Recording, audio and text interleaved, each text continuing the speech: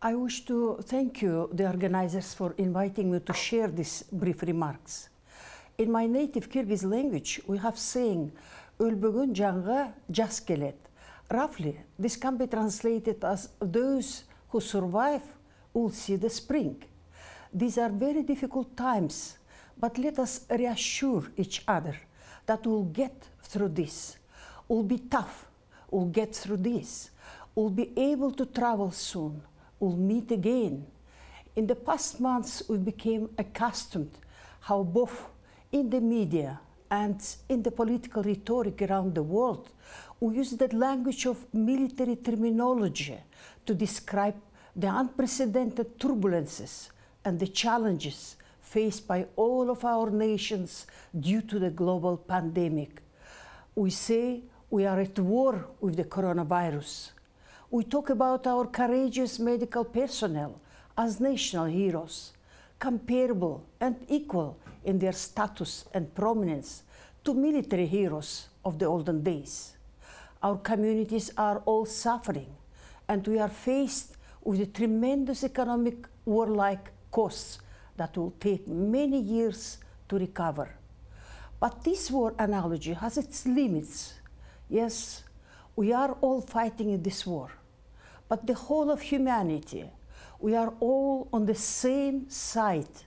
This pandemic is the first global phenomena, absolutely unprecedented ever in our history, that humankind is consciously experiencing together on all continents simultaneously. This pandemic brought us together and should bring us closer still, not apart, as suggested by some.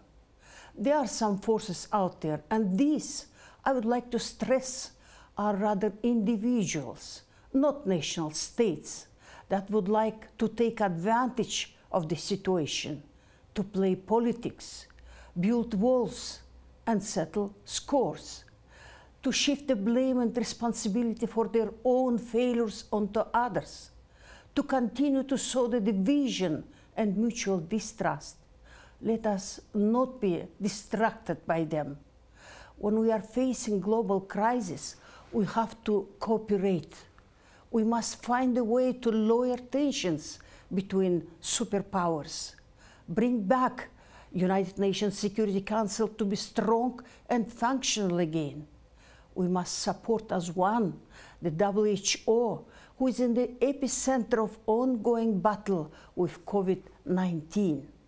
Only together can we address this challenge of overcoming the pandemic, of discovering and producing the vaccine, and distributing it in the shortest required time to all of humanity. Together, we'll take measures to gain again the lost dynamic of our economic development. Never was the good crisis, Winston Churchill allegedly said. Debt holidays announced recently by the richest countries need to be followed by the complete overhaul of the international financial system. We'll need debt restructuring. Debt swap for health system improvement would be a powerful, fast-acting measure to respond to any pandemic in low-income countries.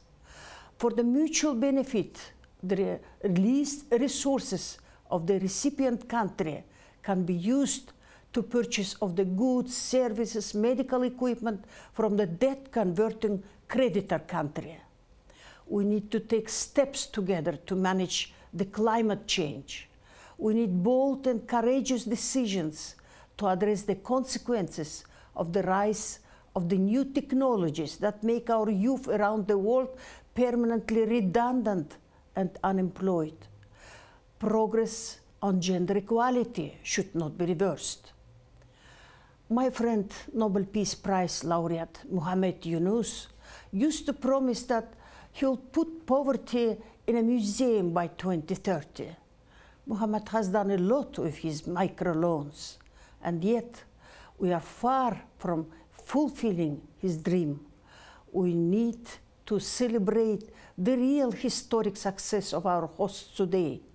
China achieved lifting more than 800 million people out of poverty in the course of just 2 decades.